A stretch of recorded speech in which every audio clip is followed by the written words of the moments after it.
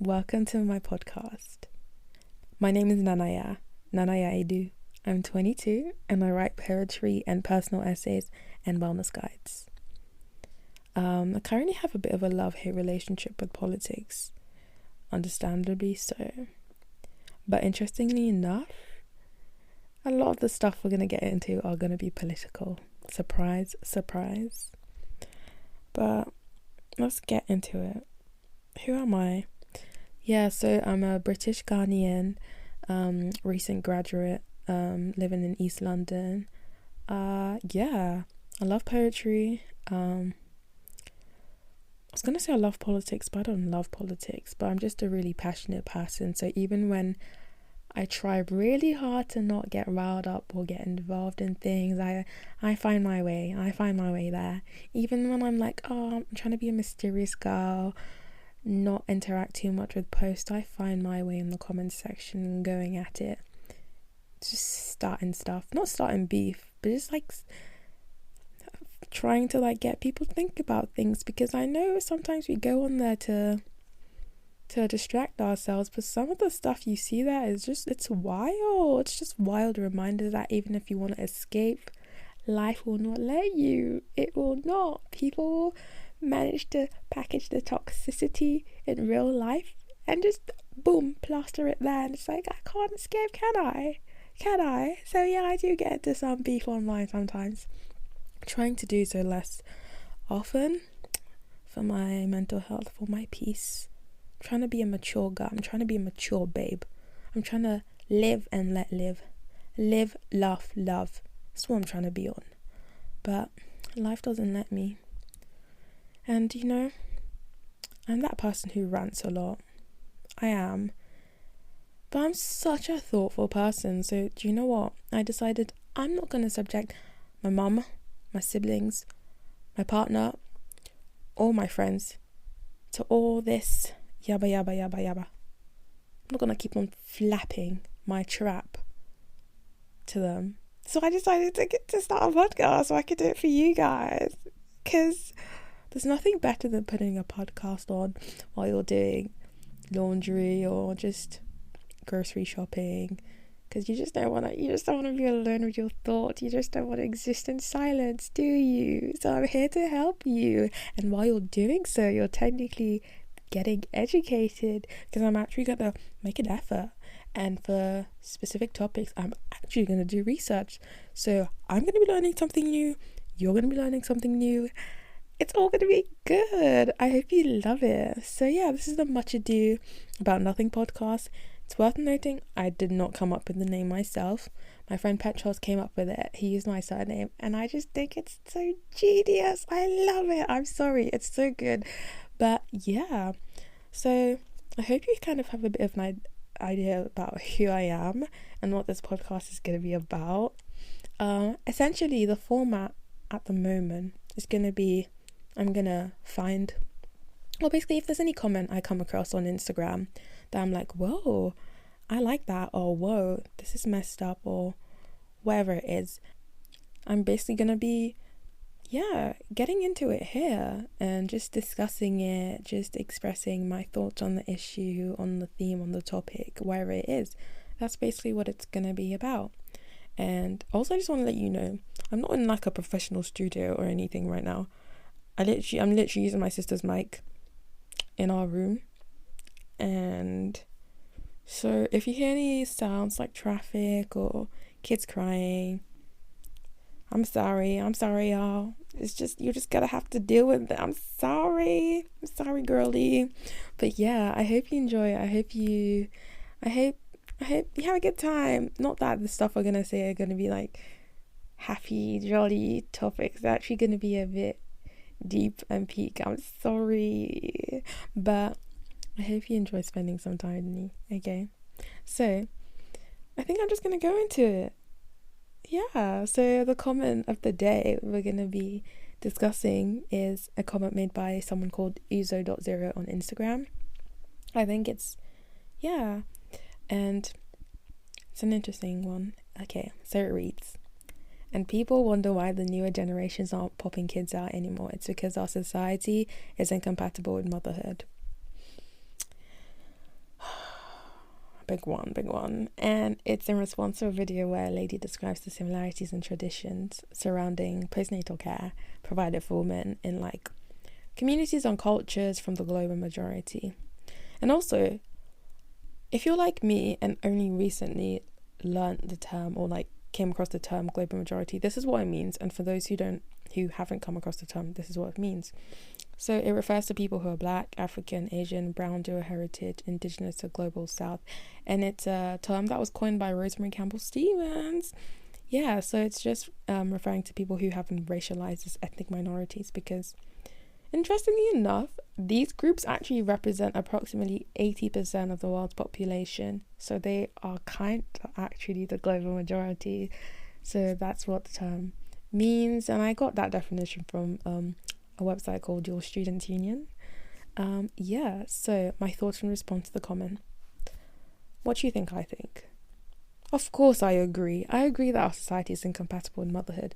And also, by the way, I'm saying this as someone who's living in the UK, like in the West, and who sees firsthand how motherhood is approached and essentially not really encouraged or facilitated, whether it's like systematically or socially but yeah, I'm gonna get into this. I'm gonna tell you why. Obviously, I'm gonna tell you why I think this.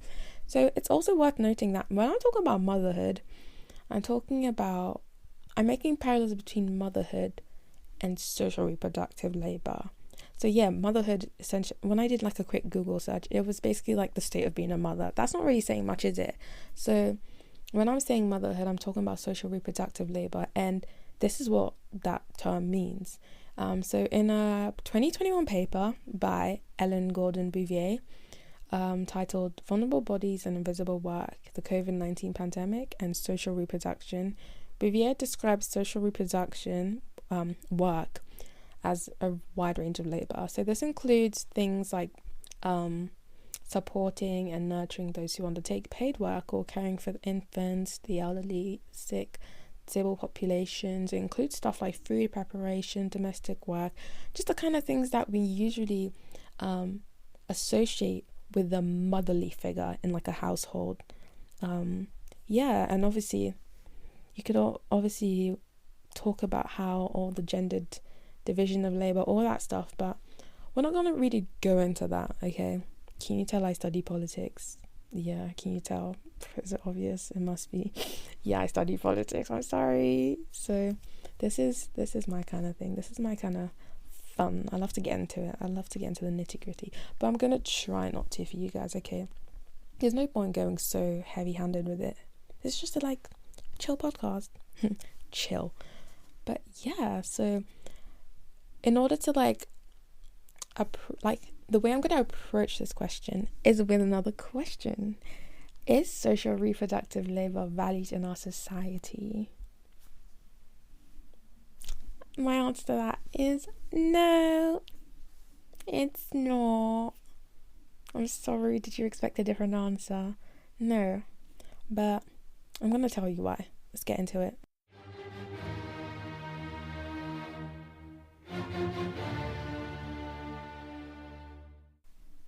Let's think about the notion of productivity, okay? Especially in relation to capitalism. Yes.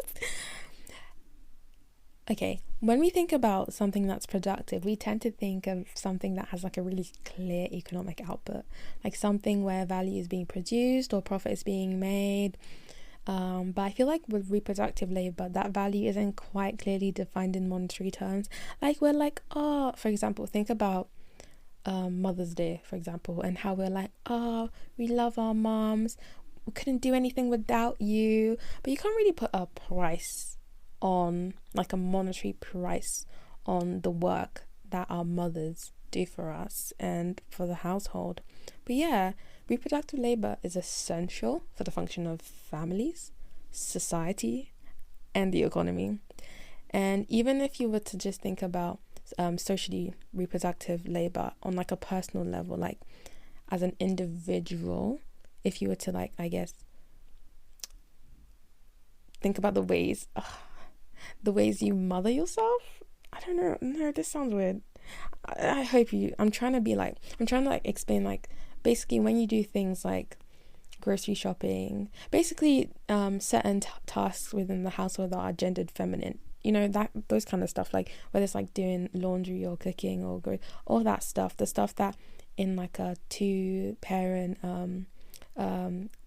household with like a man and woman, the woman doing the kind of task that she does, that kind of stuff. I hope you get it. Okay, so that kind of labor is usually undervalued, and it's usually framed as inferior work, and it's not, especially when it's compared to productive labor, so like paid labor and like going out to work, whatever that means, or like, I don't know, working from home, but you know what I mean. Okay, so a lot of this obviously is related to gender and the fact that domestic labor is gendered feminine and thus undervalued.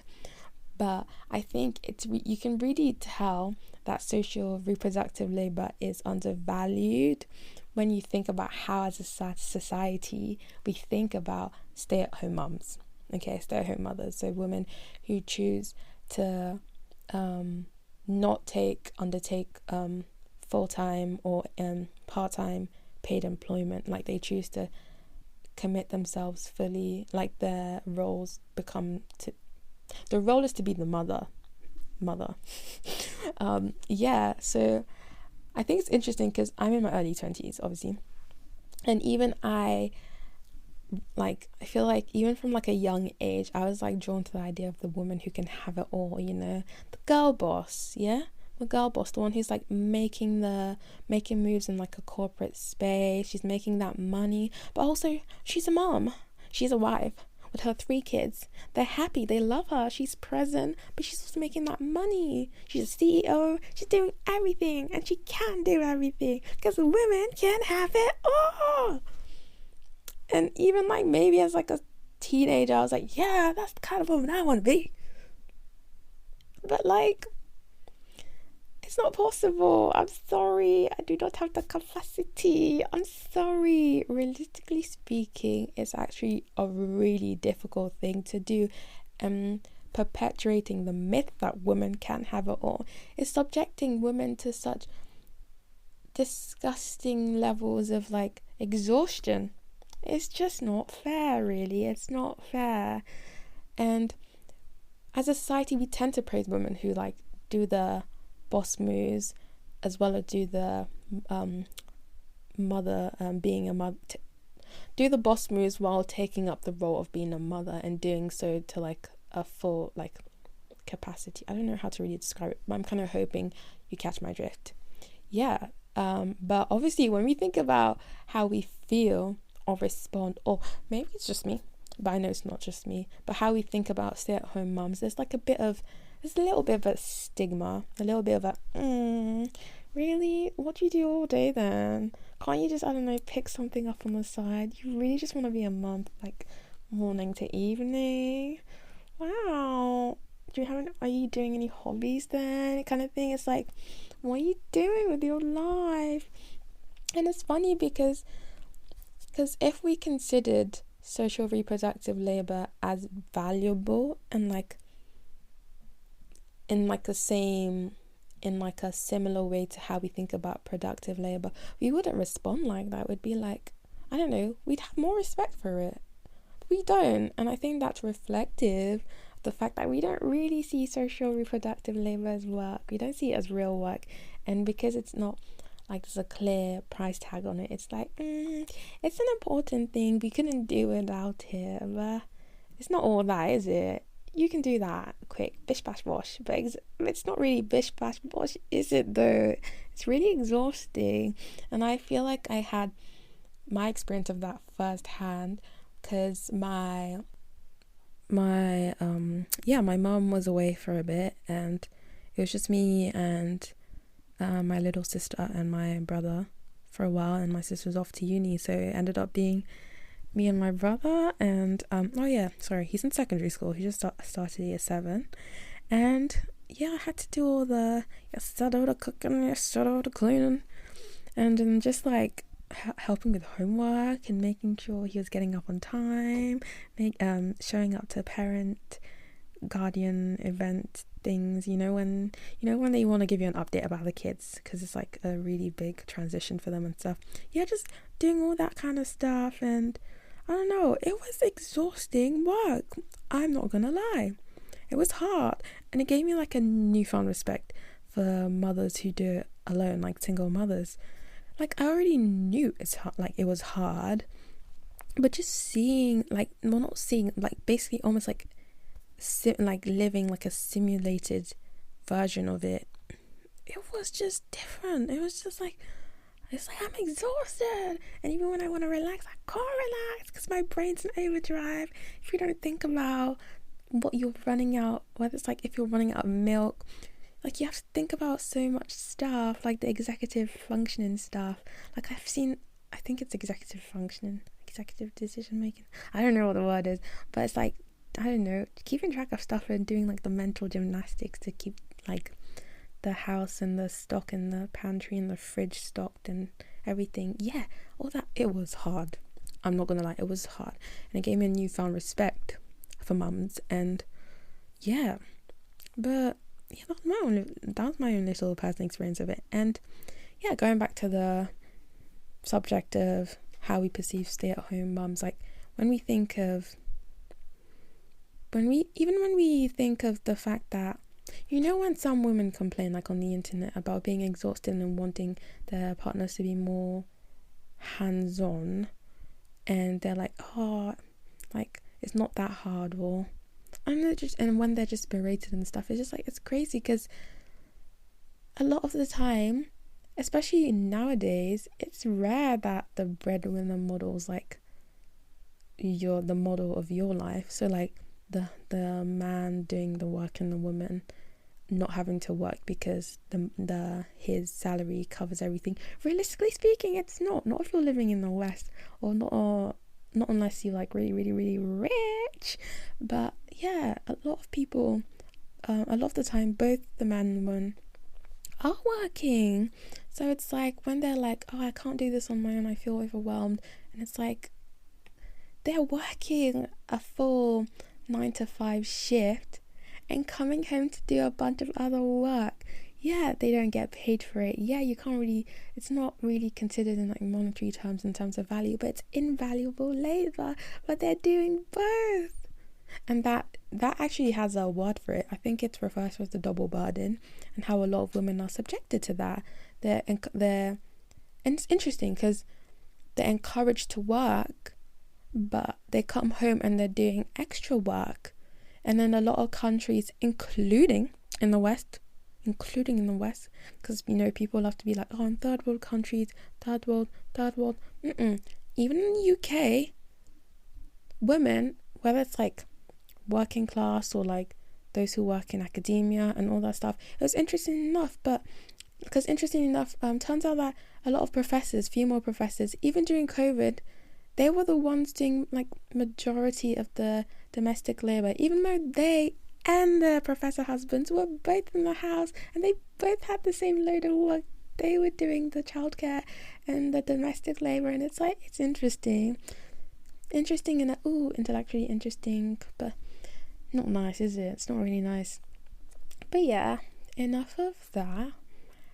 Another thing I actually wanted to talk about, which I felt like reflected how we think about or value social reproductive labor in a society, is within the formal industry where reproductive labor or care work is carried out. So like, think of like adult carers, those who are taking care of people's parents, whether they're dealing with conditions like dementia or just like having health complications due to old age, like the kind of people who do that kind of work. So in the UK, the average care worker salary is like around £23,000 a year, or like £12 an hour. But with entry level positions, that actually starts at £21,000 a year. And it's interesting because a lot of people, it's hard because a lot of the justification or excuses that are given us, like, it's not really intellectually engaged in work. Anyone can do it, anyone can do it, except not everyone can do it. I'm sorry, You're telling me that you can engage meaningfully in conversation with someone who seems unresponsive due to whatever condition or their mental state is. You can engage with them in conversation, physically support them, help them clean them, feed them, keep track of their medication. Sometimes when they're feeling like under distress and stuff, they don't want to take medication, or sometimes they don't know who you are and they're scared of you. Like, there's so much involved, and that's why a lot of people, when they can afford to have like in-home, stay-in, I don't know what the word is, but like people who are basically living at home, helping them take care of their family members who are unwell. Like, it's not an easy thing to do, but these people are being like paid less than some people working like as retail assistants. It's like, think about it. You're getting paid less to take care of vulnerable people. And the thing is, when stuff happens with people's family members, people get angry, they get upset. It's like, it was your responsibility to take care of my mom. It's your responsibility to take care of my nan, and you turned your eyes away for 5 seconds and she fell.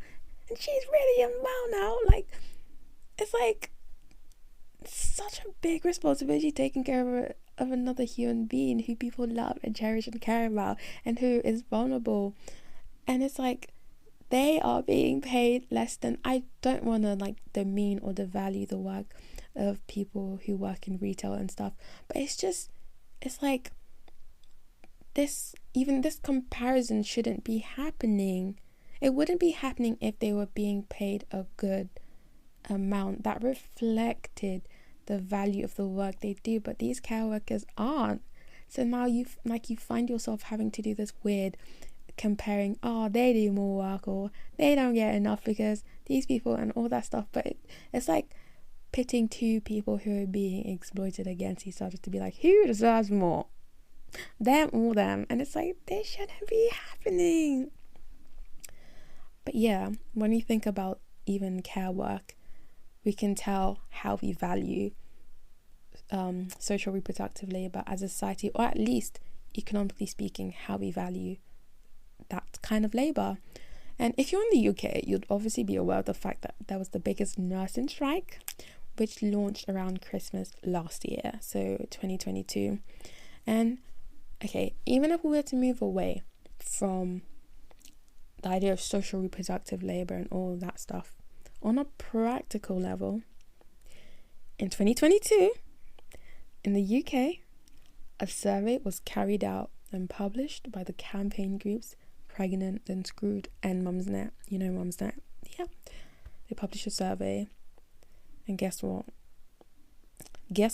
According to its findings, 2/3 of its respondents were paying as much or more for their childcare than for their rent or mortgage.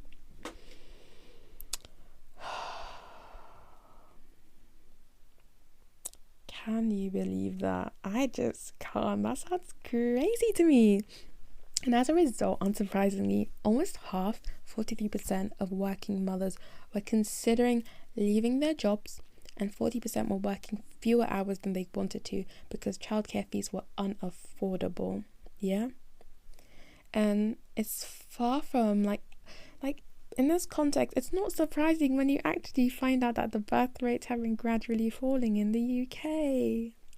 Yeah, and it's crazy because there's there's actual concrete negative consequences for when there's not enough money being put in stuff like subsidizing childcare. Like, it has an effect. And also with the cost of living crisis and people not being able to afford the food and to cover their rent, and just living in increased like financial precarity, it's like, how would you expect people to just embrace or approach motherhood with like a positive perspective and want to take that responsibility when when they look around and no one's gonna help them. Like, it's just not fair. And even the fact that, especially in the West, the notion of being able to go to work and being employed as a woman is seen as like an inherently feminist thing, but in terms of like practicality, these women are basically having to give up work to take care of their kids because they can't afford to not work because it's not practical, financially speaking, and how much isn't being done to address that, to enable these women to do the work that they want to do. So I don't know, it's just interesting. But yeah, the government's response has been weak and minimal, surprise, surprise. And I found out while doing research for it that one of the things that the government proposed was basically something to do with regulation. So I think at the moment it's like in the childcare setting, it's expected for like one member of staff to be responsible for, I believe, 4 kids or 3 kids, but they changed it to be like one member of staff can be responsible for 5 kids or 4 kids, whatever the accurate number is. So basically they are responsible for more kids. Yeah, the government was like, let's introduce some efficiency. Let's make these members of staff responsible for looking after more babies and toddlers. Yes, increase the number for that efficiency. Yeah. And if you're someone who knows what toddlers are like, because you have toddlers in your family, or you work or interact or are friends with someone who has a toddler, you know how sneaky they are, how swift they are. You can literally look away for a second and boom, they're somewhere they shouldn't be, holding something they shouldn't. And it's like, it's so incredibly frustrating that sometimes when the answer is more money, the government's like, no. The problem's just because you're inefficient. You're the problem. And it's like, it's just, sometimes it just feels insulting to our intelligence as citizens. I don't even know what to refer to as people, the population.